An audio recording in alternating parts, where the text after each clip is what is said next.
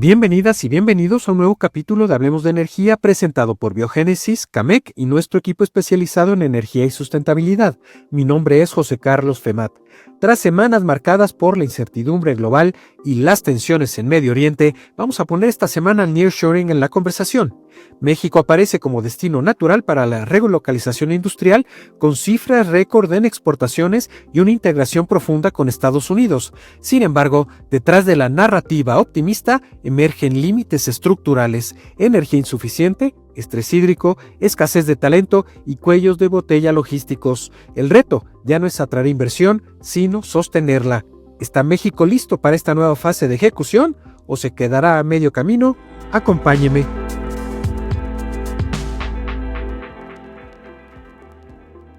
Venimos de semanas intensas hablando de Medio Oriente, de petróleo, de conflictos, de riesgos globales, de ultimátums, y sí, el mundo sigue ahí, volátil. Pero mientras todo eso pasa allá afuera, hay algo mucho más cerca que podría definir el futuro económico de México.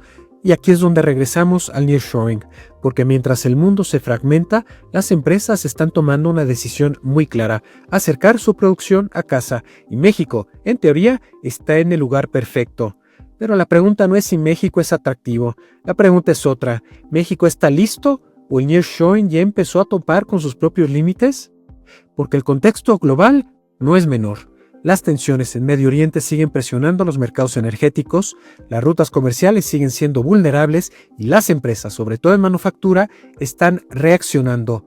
Menos Asia, más Norteamérica, más resiliencia. Y ahí es donde entra México, no por casualidad, sino por geografía, por tratados, por costos. Pero una cosa es que el mundo quiera venir y otra muy distinta es que México pueda absorber esa demanda.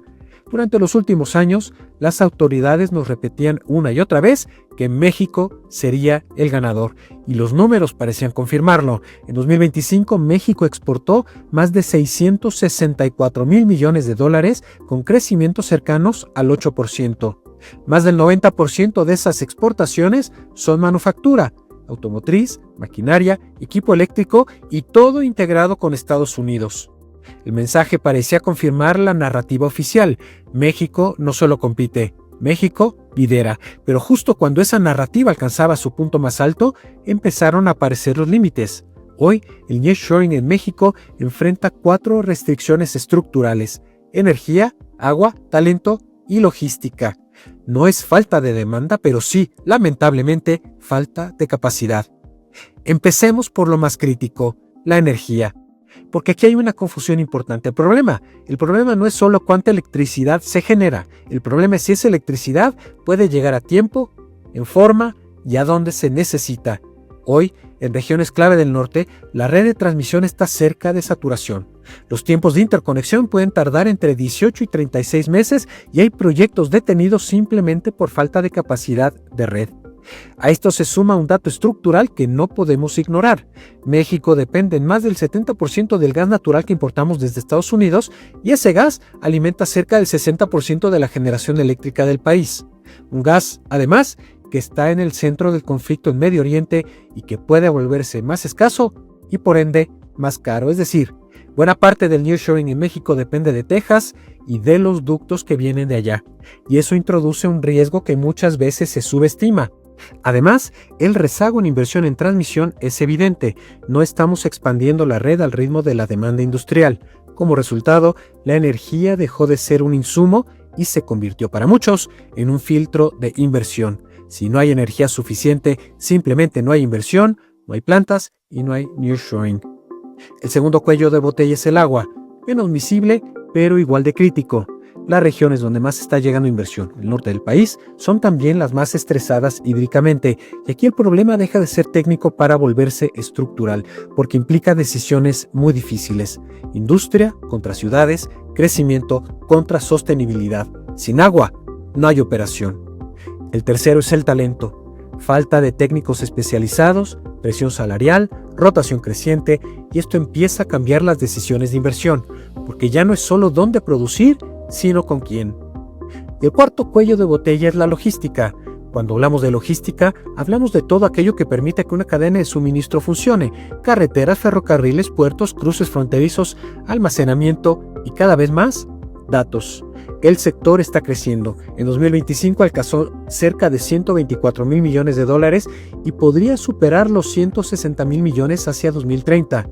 Pero el dato clave no es el crecimiento, es que 6 de cada 10 empresas dicen que la infraestructura es su principal limitante. Más demanda sobre la misma infraestructura, más presión sobre el sistema completo. Y aquí es donde entra un punto a tomar en cuenta. El gobierno ha anunciado inversiones importantes bajo el Plan México, particularmente en el bloque de infraestructura para el bienestar. Generación, transmisión, infraestructura energética. Y en el papel suena bien. Pero aquí no es cuánto se anuncia, sino el ritmo, porque la realidad es que no se puede construir una línea de transmisión en pocos años. Desarrollar nueva capacidad eléctrica no es inmediato tampoco, y coordinar permisos, inversión y ejecución es complejo. Y mientras tanto, las decisiones de inversión del nearshoring se están tomando hoy. Hoy. Ahí está la brecha. México no tiene un problema de demanda. El mundo quiere producir aquí, pero el nearshoring ya entró en su segunda fase, la de ejecución. Y en esa fase, la energía define dónde se instala una planta, el agua define si se puede operar, el talento define si puede escalar y la logística define si puede competir. El nearshoring no depende de tratados, depende de electrones, de moléculas de gas, de tuberías y de vías de comunicación. México tiene una oportunidad histórica, una reconfiguración global a su favor, una ventaja geográfica única, una integración profunda con Estados Unidos, pero también tiene un riesgo real, quedarse a medio camino, porque si no resolvemos estos cuellos de botella, el nearshoring puede quedarse en narrativa, en discurso, en promesa, pero no en realidad económica. Y quizá lo que debamos preguntarnos ahorita no es si México puede atraer inversión, sino si puede sostenerla. Llegamos así al final de esta entrega de Hablemos de Energía, presentado por Biogénesis, Camec y nuestro equipo especializado en energía y sustentabilidad. Si le gustó este capítulo, compártalo con colegas y amigos. A mí me encuentra como @voz_energía. Escuche este y capítulos anteriores de Hablemos de Energía en YouTube. Nos escuchamos la próxima semana.